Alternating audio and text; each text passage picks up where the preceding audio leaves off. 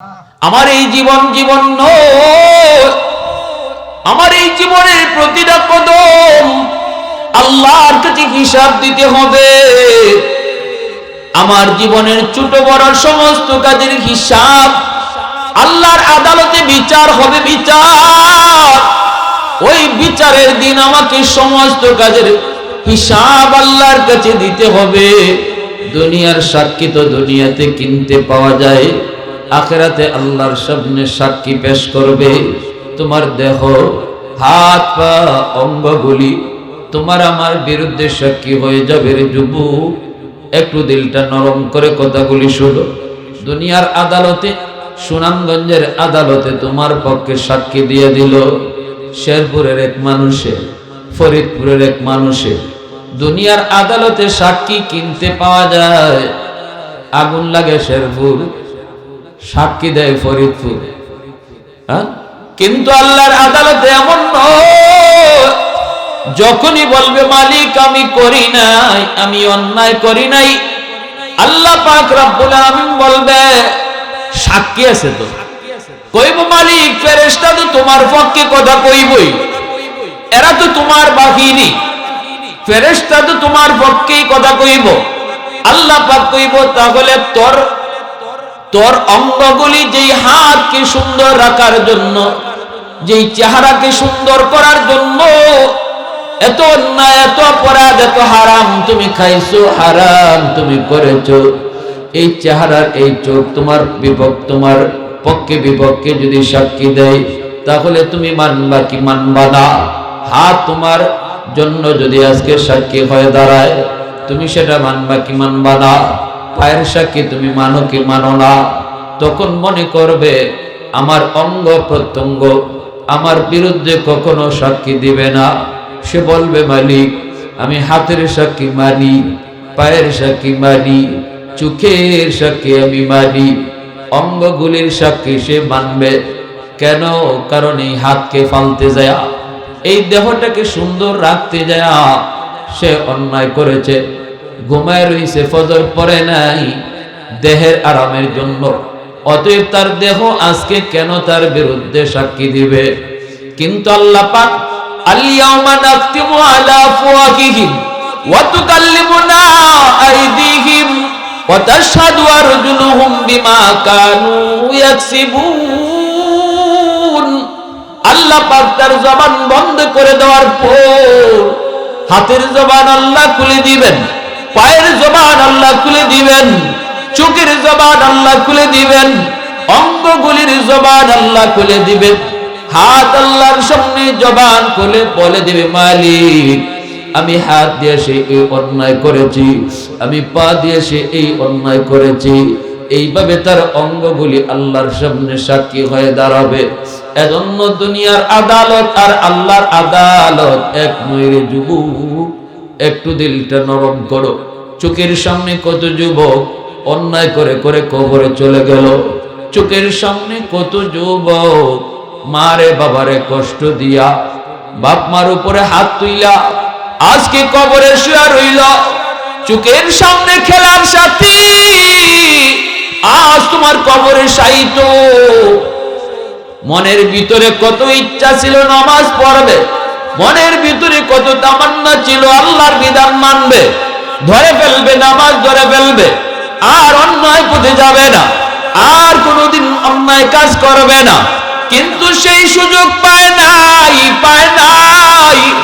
কারণ দুনিয়াতে আসার সময় সিরিয়াল মেনটেন হয়, যাবার সময় কোনো সিরিয়াল নাই। আসার সময় বাবা আগে আসে, সন্তান পরে আসে, কিন্তু যাবার সময় কে আগে যাবে কেউ জানে না, জানেন শুধু কে? একটু জোরে মালিকের নাম কে? কিয়ামতের ময়দানে আল্লাহ পাক রব্বুল আলামিন এরকম বিচারকের আসন আল্লাহ বসাবেন। ওই দিন বিচারের সামনে কোন মানুষগুলা সবচেয়ে বেশি ধরা খাবে? যেই মানুষগুলি দুনিয়াতে মানুষের হক নষ্ট করেছে রে যুবক, যেই মানুষগুলা দুনিয়াতে আরেক ভাইয়ের হক নষ্ট করেছে, জমি দখল করেছে, ইজ্জতের উপরে হামলা করেছে, জানমালের উপরে হামলা করেছে, না না এইভাবে সে দুনিয়াতেই চলছে ক্ষমতা দেখায়া।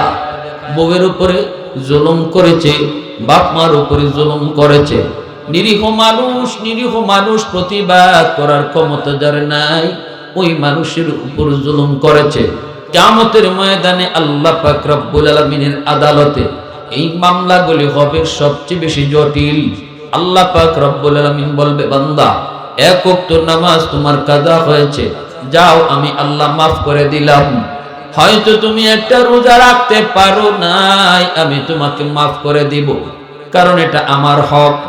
কিন্তু দুনিয়ার জমিনে প্রতিবেশীর হক নষ্ট করেছো, বন্ধুর হক নষ্ট করেছো, ভাইয়ের হক নষ্ট করেছো, বোনের হক তুমি নষ্ট করেছো, আরেকজনের জানমালের উপরে হামলা করেছো, ইজ্জতের উপরে হামলা করেছো। প্রতিবাদ করে নাই, সাহস ছিল না, শক্তি ছিল না। মেম্বারের কাছে বিচার নিয়ে যায় নাই, চেয়ারম্যানের কাছে বিচার নিয়ে যায় নাই, এমপির কাছে বিচার নিয়ে যায় নাই। কারণ মেম্বারও তোমার লোক, চেয়ারম্যানও তোমার লোক, এমপিও তোমার লোক। বিচার কারো কাছে যায় পাবে না।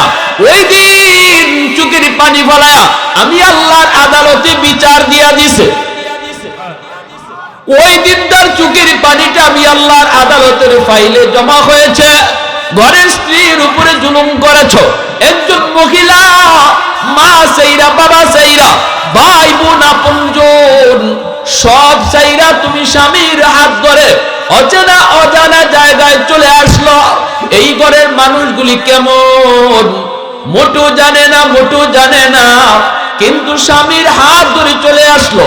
সাথে কেউ আসে নাই, সাথে কোন রক্তের মানুষজন আসে নাই। এই জায়গায় সে নিরীহ, এই করে সে একজন মাত্র সিঙ্গেল, এই করে তার পক্ষ নেওয়ার কেউ নাই। আর যদি এই করে সেই মানুষটা এরকম ভাবে মজলুম হয়, চোখের পানি জড়াইতে হয়, পাক করে যায়, যদি তার আড়ালে কানতে হয়, তুমি স্বামীর কোন আচরণে পাক করে রান্না করার সময় চোখের পানি জড়ায় যদি কান্দে, আর এই কথা কয়, আল্লাহ আমার আম্মা আমার আব্বা কই, আমারে বিয়ে দিল কোথায়, আমারে বিয়ে দিল কোথায়, আমাকে আমার আম্মা আব্বা বিয়ে দিল। চোখের পানি জড়ায় কান্দে।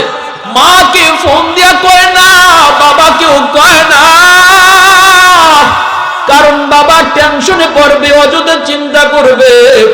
কপালের ভিতরে দুর্গতি নিয়ে যেই মহিলাটা তোমার ঘর করে, এই করে সেই যদি চোখের পানি ফলায় রে যুবক, আল্লাহর আদালতের ফাইলে গিয়া মামলা দায়ের হয়। দুনিয়ার কোন আদালত নয় যেই আদালতে তুমি ঘুষ দিয়া মামলা রাখ পক্ষে নিতে পারতা। এটা দুনিয়ার কোন আদালত নয় যেই আদালতে ফোন দিয়া মামলা তোমার পক্ষে নিতে পারতা। এটা মালিকের আদালত। সকল জজের জজ, সকল বিচারকের বিচারক যিনি, তার আদালতে ওই মামলা এত জটিল। আল্লাহ পাক রব্বুল আলামিন বলবে, বান্দারে যা, আমি আমার হকটা তোরে মাফ করে দিলাম, কিন্তু আমার হক তুই যা নষ্ট করেছিলি এটা আমি তোরে মাফ করে দিলাম, কিন্তু বান্দা অমুকের হক আমি মাফ করতে পারবো না, তোর স্ত্রীর হক আমি মাফ করতে পারবো না। মোহর দেশ নাই, স্ত্রীরে তুমি বিয়া করে আনছো, মোহর দেও নাই, মোহর না দিয়ে তুমি মারা গেছো। এই অবস্থায় স্ত্রীর মোহরের দাবি নিয়ে আল্লাহর আদালতে মামলা দিবে। এইভাবে জুলুম করেছো, চোখের পানি ঝরাইছো, আল্লাহ পাকের আদালতে মামলা হবে। মালিক বলবে, বান্দা ওই যে দেখ তোর মায়ের মামলা, তোর বাবার মামলা। চোখের পানি জড়ায় মা কানলো, কমলা আইনা স্ত্রীরে বাচ্চারে লইয়া তুমি খাইছো। এই কমলার গান মার নাকি যায় লাগছে, বাবার নাকি যায় লাগছে রে যুবক। মা তখন চোখের পানিটা জড়ায় কান্ত আর কইতো, মালিক জীবনে কোনো দিন কমলা চলাইয়া আগে মুখে দেই নেই। যখনই তার আব্বা কমলা নিয়ে আইতেন, সাথে সাথে কমলাটা চলাইয়া আমি আমার মানিকের মুখে তুইলা দিতাম, আমার সন্তানরে আগে খাওয়াইতাম। আজকে আমার সন্তান বউ বাচ্চা নিয়ে কমলা খায়, অথচ আমি বৃদ্ধা মারে একটু দিল না, আমি বাবার একটা কমলা দিল না। এতটুকু কষ্ট যদি দিলের ভিতরে বসে যায়, যুবক মনে রাখো আল্লাহর আদালতে মামলা বড় জটিল। জিন্দেগির নামাজ রোজা হজ যাকাত সবকিছু লইয়াও সেদিন আল্লাহর আদালতে মুক্তি পাওয়ার ব্যবস্থা থাকবে না। একটা নেকির জন্য লোক ধরা পায়া খায়া গেছে ধরা। আল্লাহ পাক কইব, দেখ দুনিয়াতে যেই মানুষগুলার জন্য তুই অন্যায় করেছিলি, দুনিয়াতে যেই মানুষগুলার জন্য তুমি গুনাহ করেছিলা, আজকে ওদের কাছে যাও, যা তোর স্ত্রীর কাছে, যা তোর সন্তানের কাছে, যা তোর মায়ের কাছে, যা তোর বাবার কাছে, একটা নেকি পাও কিনা দেখো, একটা নেকি তোমাকে দেয় কিনা একটু খুঁজে দেখো। যুবক তখন কইব, আল্লাহ আমাকে একটু সুযোগ দাও, একটা নেকির জন্য আমি ধরা খেয়ে গেছি, একটা নেকি পাইলে আমার নেকির পাল্লা ভারী হয়ে যাবে। মালিক তুমি আমাকে একটু সুযোগ দাও, সিদ্ধান্ত তুমি দিও না। আল্লাহ কইব যা। তখন সে একটা নেকির সন্ধানে বের হবি, ভিক্ষা করার জন্য, সাহায্য নেওয়ার জন্য বের হয়েছে। প্রথমে মায়ের কাছে যাবে, মার কাছে যায় ডাক দিয়ে বলবে, মা ও মা, একটা নেকির জন্য ধরা খেয়ে গেছি গো। দুনিয়াতে কত রাত না খায় আমারে খাওয়াইছো, কত রাত মাতার পাশে দাঁড়ায়া দাঁড়ায়া পাহারা দিছো গো মা। অসুস্থ হয়েছি, কাঁধে লইয়া তুমি রাতের আধারে দৌড়ায় গেছো। ও মা, 10 মাস 10 দিন পেটে বোঝা লইছো।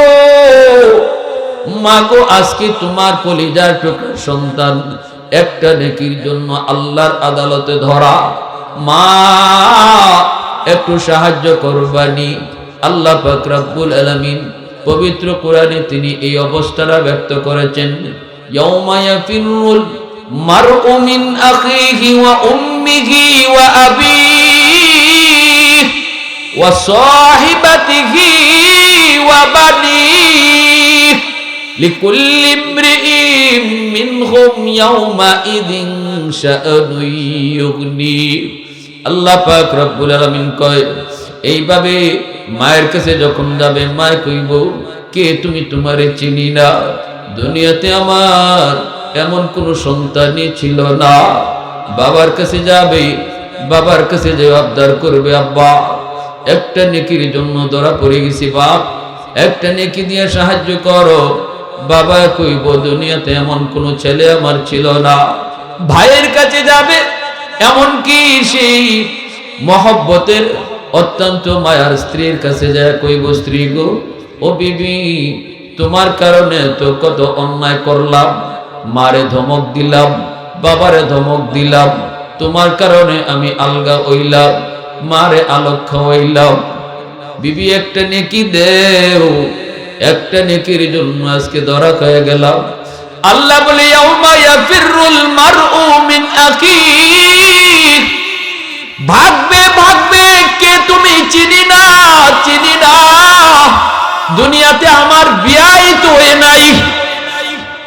কইবা, আমার তো বিয়াই হয় নাই, স্বামীকে পরিচয় দিবে না।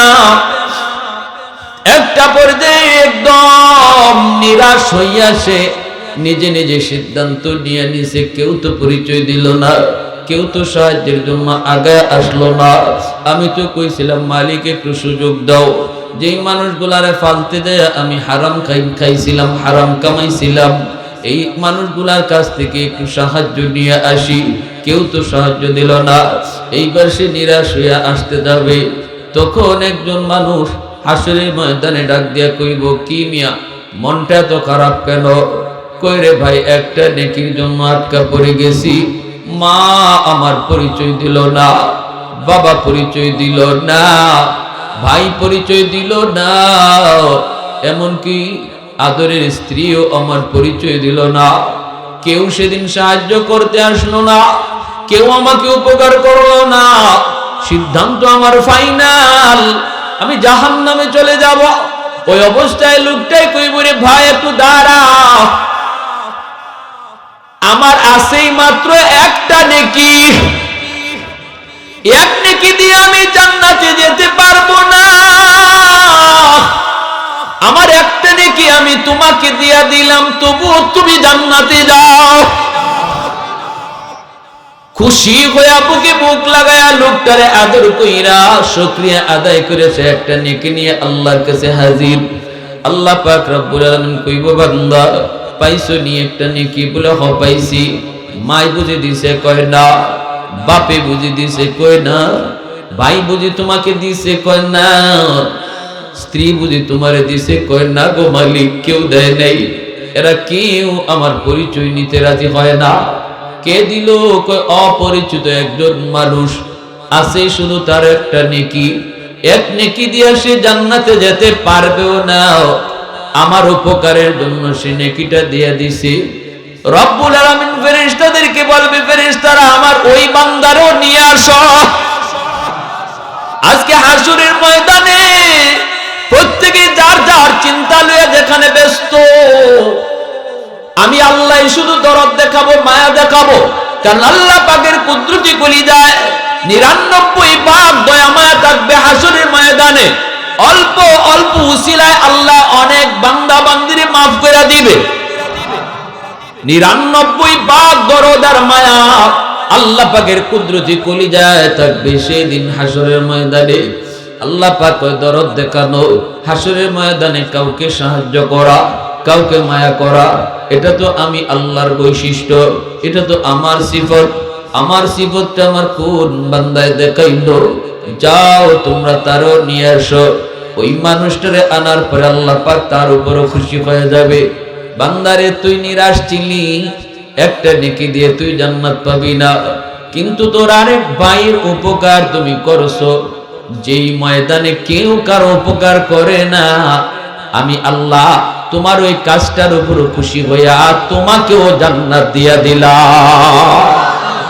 আলহামদুলিমান কদ্দারা খাইরান ওয়া খাবালা, আলহামদুলিমান কদ্দারা খাইরান ওয়া খাবালা, ওয়া শুকরু লিমান সাওয়ারা হুসনান ওয়া জামালা, ফরদুন সামাদুন আন সিফাতিন খালকি বারিউন, রব্বুন আযালিয়ুন খালাকাল খালকা কামালা, লা জিদ্দা ওয়ালা নিদ্দা ওয়ালা হাদ্দা লিমাওলা, লা জিদ্দা ওয়ালা নিদ্দা ওয়ালা হাদ্দা লিমাওলা, আল আনা কামা কানা ওয়ালাম ইয়ালকা যাওয়ালা, আল আনা কামা কানা ওয়ালাম ইয়ালকা যাওয়ালা। মোহাব্বতের সাথে বলেন আল্লাহু আকবার। আর একটু জোরে বলেন আল্লাহু আকবার। তাহলে কি বুঝলাম? হাসরের ময়দানে মামলা জটিল হবে, হকুল ইবাদের মামলা, বান্দার হক, ঠিক না? এই মামলা হবে আল্লাহর আদালতের সবচেয়ে বড় জটিল। এমনকি শহীদ, যেই শহীদের কোনো হিসাব আল্লাহ নিবেন না। আল্লাহর রাস্তায় যে শহীদ হয় তার কোনো হিসাব আল্লাহ নিবেন না।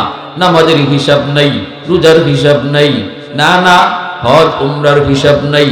কিন্তু নবী কয় ইল্লা দাইন, কিন্তু কোনো মানুষের কাছে যদি কোনো পাওনা থাকে, তার কাছে কেউ যদি কোনো কিছু পাওনা থাকে, হকুল ইবাদ, এটা আল্লাহ শহীদের কাছেও মাপ দিবে না, শহীদরে আল্লাহ মাপ দিবে না। অথচ শহীদের নামাজের হিসাব নাই। আল জিহাদু মুখতাসারু তারিকিন ইলাল জান্নাহ, জান্নাতে বাইপাস যেতে চাও, একটাই মাত্র রাস্তা, সেটা হলো আল্লাহর রাস্তায় জিহাদ। আল্লাহর রাস্তায় জিহাদ কইরা কেউ যদি শহীদ হয়, আল্লাহ তার এই শর্ট রাস্তায় বাইপাস জান্নাতে পৌঁছায় দেয়। আর কোন বাইপাস রাস্তা নাই।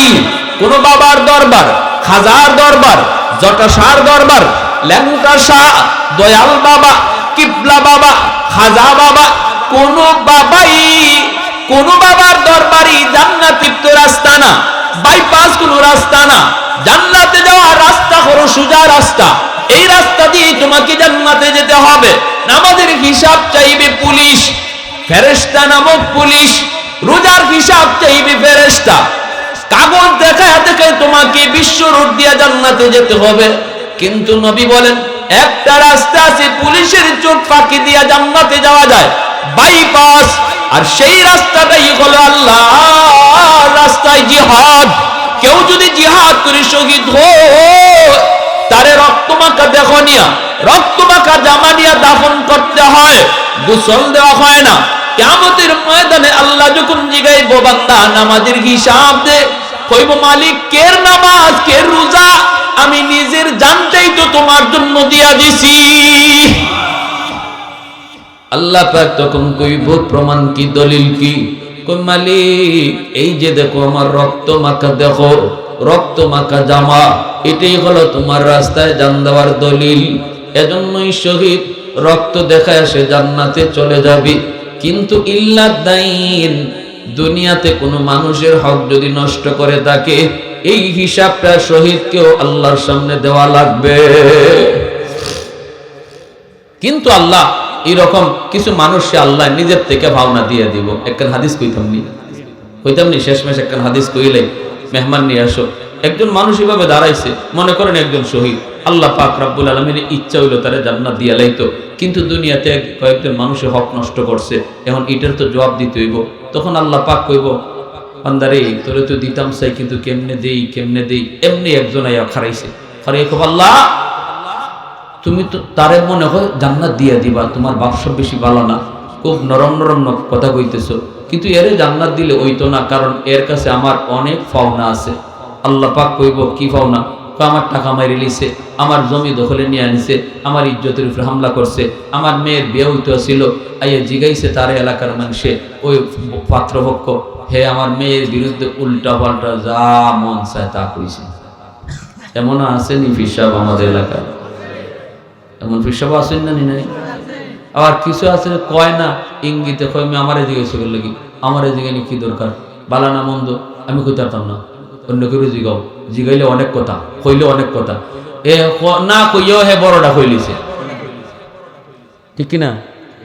কইলে অনেক কথা, এই কথা কইয়া আর কইবার বাকি রাখছে না কোনটা, বেটা উস্তাদ কই বাপরে বাপ কেন বিয়া করার দরকার নেই। তো এই ধরনের কথাও কইছে। আল্লাহ হেরে তুমি জান্নাত দিয়া লইবা, অসম্ভব, আমার পাওনা দিয়া লোক।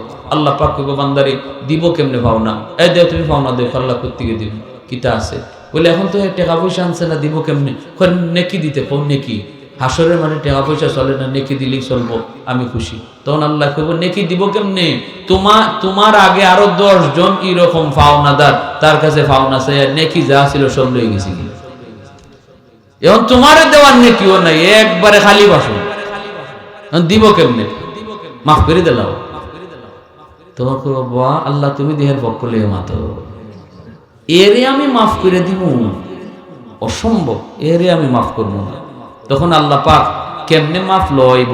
ফেরেশতাদেরকে কইব আমার বান্দার চোখের সামনে জান্নাতের একটা আলিশান বাড়ির ছবি তুলে ধরো, জান্নাতের একটা বাড়ির চিত্র তার চোখের সামনে তুলে ধরলে হে বাড়ির দিকে তাকাইয়া এমন পাগল হইব আর কইব আল্লাহ এটা কোন নবীর বাড়ি, কইব আল্লাহ এটা কোন ওলির বাড়ি, এটা কোন কুতুবের বাড়ি।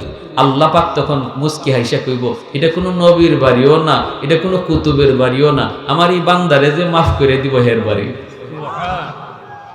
তখনই খুশি হয়ে কইব আল্লাহ আমি মাফ করে দিব।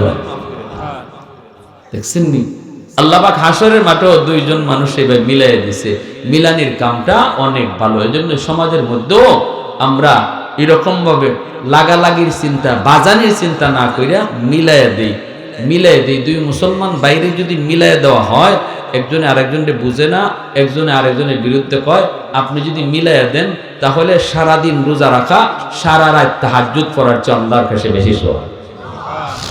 2 জন মুসলমান ভাইরে মিলাই দিয়েছেন, এই ক্ষেত্রে একটা মিছা কথা কোয়াও যায়,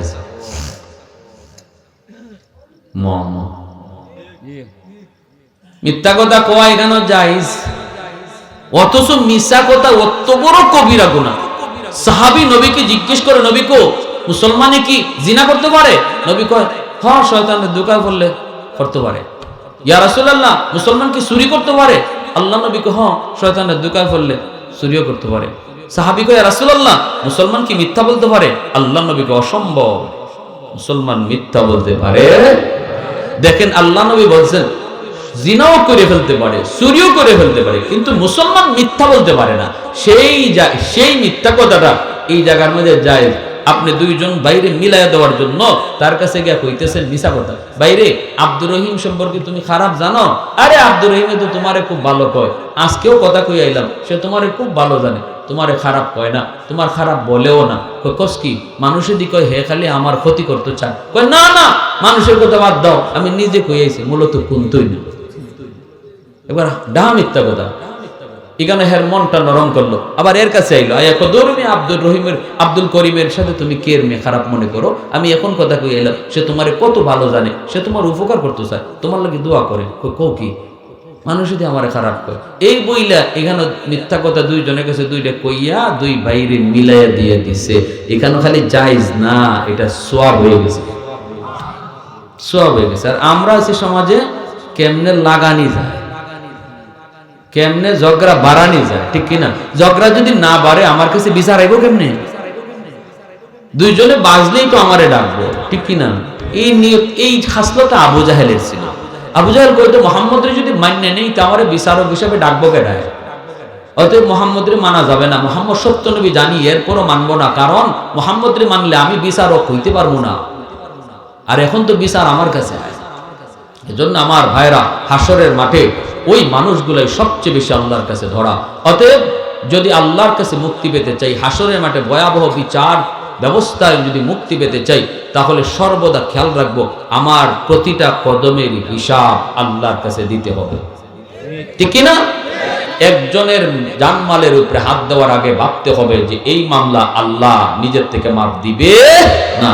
একজনের ইজ্জতের উপরে হামলা দেওয়ার আগে একটু ভাবতে হবে এই মামলা আল্লাহ মাফ দিবে না। আমার নামাজ একক তো কাজা, আল্লাহ মাফ করে দিতে পারে আল্লাহর দয়া। আমার রোজা একটা কাজা হয়ে গেছে, ভাঙ্গে ফেলছি, আল্লাহ দয়া করে মাফ করে দিতে পারে। এতে আল্লাহরে কেউ জিগাইব না তুমি তারে মাফ করলা কেন। কিন্তু আমি আরেক মুসলমান ভাইয়ের উপরে হামলা করছি, তার জানমালে অথবা তার অগোচরে তার কোনো জিনিস আত্মসাৎ করছি, রাত্রের অন্ধকারে শিম টেলিয়া জায়গা বাড়াইছি, আইল কাটিয়া জমি নিয়ে গেছি, ফানি নিচ দিয়া ছিদ্র কইরা তার জমির ফানি আমার জমিতে নিয়ে আইছি। এত যত মামলা দুনিয়াতে আমরা সামাজিকভাবে করি, এই মামলা আল্লাহর আদালতে সবচেয়ে জটিল মামলা, সবচেয়ে জটিল। এই মামলায় যে আসামি হবে তার মাফের কোনো ব্যবস্থা নেই। এজন্য নবী বলেছেন, দরিদ্র ওই মানুষ নয়, গরিব ওই মানুষ নয় যে মানুষটা দুনিয়াতে টাকা নাই পয়সা নাই। গরিব হলো ওই মানুষ, নিঃস্ব হলো ওই মানুষ যে মানুষটা হাসরের মাঠে নেকি লইয়া উঠবে, কিন্তু মানুষের হক দিতে দিতে দিতে দিতে খালি শূন্য হয়ে যাবে, আর কোনো নেকি থাকবে না। অথচ নেকি ছিল তার পাহাড় পরিমাণ, কিন্তু দুনিয়াতে মানুষের হক দিতে দিতে সে অসহায় হয়ে যাবে। নবী বলেন সেই হলো তোমাদের ভিতরে সবচেয়ে বড় নিঃস্ব, সবচেয়ে বড় মিসকিন, সবচেয়ে বড় গরিব। আল্লাহ আমাদেরকে বুঝার তৌফিক দান করুন, সবাই বলে আমিন। বিশেষ করে বান্দার হকের ব্যাপারে আমরা সবাই সচেতন থাকি। আল্লাহ যেন এই ব্যাপারে আমাদেরকে সচেতন থাকার এবং মানুষের হক নষ্ট করা থেকে বিরত থাকা, বিশেষ করে পরিবারে যারা আছে, ভাই বোনের হক, তারপরে স্ত্রীর হক, বাপ মার হক, তাদের উপরে যেন আমার পক্ষ থেকে কোনো জুলুম না হয়, এই জিনিসটা আমরা সর্বদা খেয়াল রাখবো। আল্লাহুম্মা সাল্লি আলা মুহাম্মদ ওয়া আলা আলি মুহাম্মদ কামা সাল্লাইতা আলা ইব্রাহিম ওয়া আলা আলি ইব্রাহিম ইন্নাকা হামিদুম মাজিদ। একটু জিকির করি, লা ইলাহা ইল্লাল্লাহ, লা ইলাহা ইল্লাল্লাহ, লা ইলাহা ইল্লাল্লাহ, লা ইলাহা ইল্লাল্লাহ, লা ইলাহা ইল্লাল্লাহ, লা ইলাহা ইল্লাল্লাহ।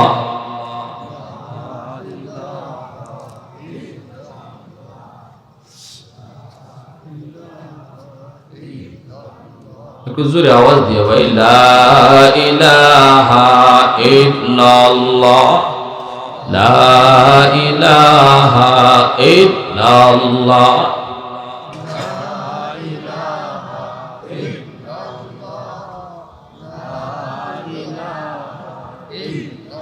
লা ইলাহা ইল্লাল্লাহু মুহাম্মাদুর রাসূলুল্লাহ জোরে সুরে বলি সাল্লাল্লাহু আলাইহি ওয়াসাল্লাম। ইমাম গাজ্জালি রহমাতুল্লাহি আলাইহি তার দাকাইকুল আখবার নামক কিতাবের ভিতরে একখান হাদিস এনেছেন। আল্লাহর নবী, রহমতের নবী বলেন, কিয়ামতের ময়দানে আল্লাহ পাক রব্বুল আলামিন তার একজন বান্দাকে আল্লাহ মাফ করতে চাইবে, কিন্তু আল্লাহ পাক তারে মাফ করার জন্য একটা উসিলা তালাশ করবে। উসিলা কেমন করে উসিলা আল্লাহ বের করবেন? আল্লাহ পাক রব্বুল আলামিন হাসরের ময়দানে বহু বান্দা বান্দিকে আল্লাহ মাফ করবেন, কিন্তু উসিলা লাগবে রে যুবক। উসিলার কারণে আল্লাহ মাফ করবে। রব্বুল আলামিন ওই যুবককে ডাক দিয়ে বলবে, বান্দা আমি আল্লাহ তোরে মাফ করতে চাই, কিন্তু একটা উসিলা আছে নি, একটু বলতো দেখি দুনিয়াতে আমার কোনো হক্কানি আলেম ওলামার মজলিসে তুমি বসছিলা কিনা? একটু আমাকে কও, কোন আলিমের মজলিসে তুমি বসছিলা কিনা? কইব না গো মালিক, মনে পড়ে না, মনে পড়ে না। আল্লাহ পাক আবার বলবে, বান্দা তুমি একটু খেয়াল করে দেখো, দুনিয়াতে কোনো আমার একজন আলেম নায়েবে নবীর সাথে এক দস্তরখানায় বৈশা খানা খাইছো কিনা? এতটুকু উসিলাও যদি আমি আল্লাহ পাই, আজ হাসরের ময়দানে তোমাকে মাফ করে দিব। এ যুবক, কিয়ামতের ময়দানে ছোট ছোট উসিলাগুলা বহু বান্দা বান্দির নাজাতের উসিলা হবে। উসিলা উসিলা বানাও। আল্লাহ পাক কইব, কোন আলেমের সাথে এক দস্তরখানায় বৈশা খানা খাইছো নি? এতটুকু উসিলাও যদি পাই, আমি আল্লাহ তোমাকে মাফ করব। আল্লাহ পাকের দয়া এই বান্দার উপরে পড়ছে, কিন্তু আল্লাহ তারে মাফ করবে কেমন করে? উসিলা কোনো না কোনো একটা তো লাগবেই। আল্লাহ বলে, বান্দা একটু বল, কোন আলেমের সাথে এক দস্তরখানায় বৈশা খানা খাইছো নি? কই না গো মালিক, মনে পড়ে না। এবার আল্লাহ পাক বলবে, বান্দা বল বল, এমন কোন ঘরে তুমি থাকছো কিনা যেই ঘরে আগে কোনো আলেম থাকতো? কয় না গো মালিক, তাও মনে পড়ে না। হাসরের মাঠের কথা বলতেছি রে যুবক, একটু দিলটা নরম করে কথাগুলি শোনো। শোনো, আল্লাহ পাকের 99 গুণ দয়া আর মায়া আল্লাহর কুদরতি কলিজায় ওই দিন থাকবে। 100 ভাগ দয়া মায়ার ভিতরে 1 ভাগ দয়া, 1 ভাগ মায়া। আল্লাহ তামাম দুনিয়ার সমস্ত মাখলুকের কলিজায় আল্লাহ ভাগ ভাগ করে দিছে। 99 ভাগ দয়া মায়া আল্লাহ পাক নিজের কাছেই রেখে দিয়েছে।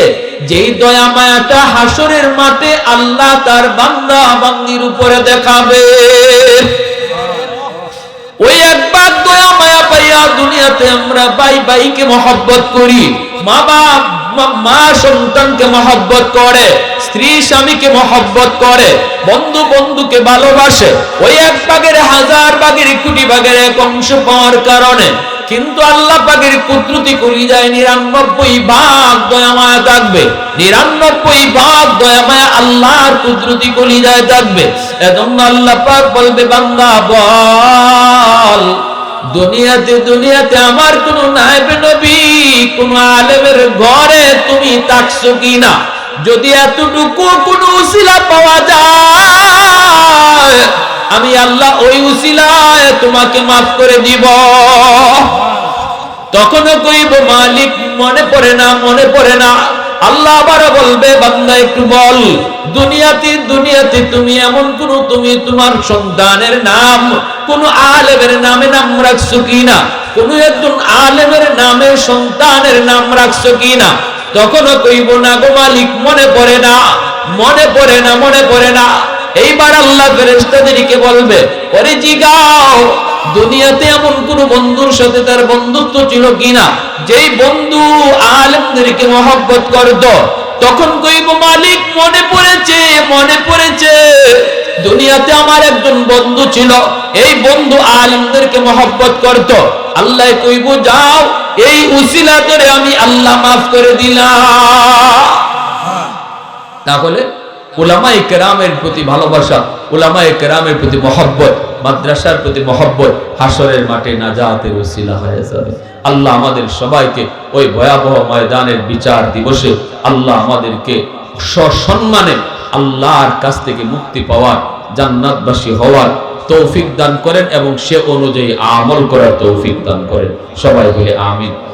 চলে আসছেন আমাদের মুআজ্জাজ মেহমান, সারা বাংলার আলোচিত বক্তা, আলহামদুলিল্লাহ আপনাদের খুশনসিব যে সময়ের সবচেয়ে সুন্দর আলোচক এখন বয়ান পেশ করবেন।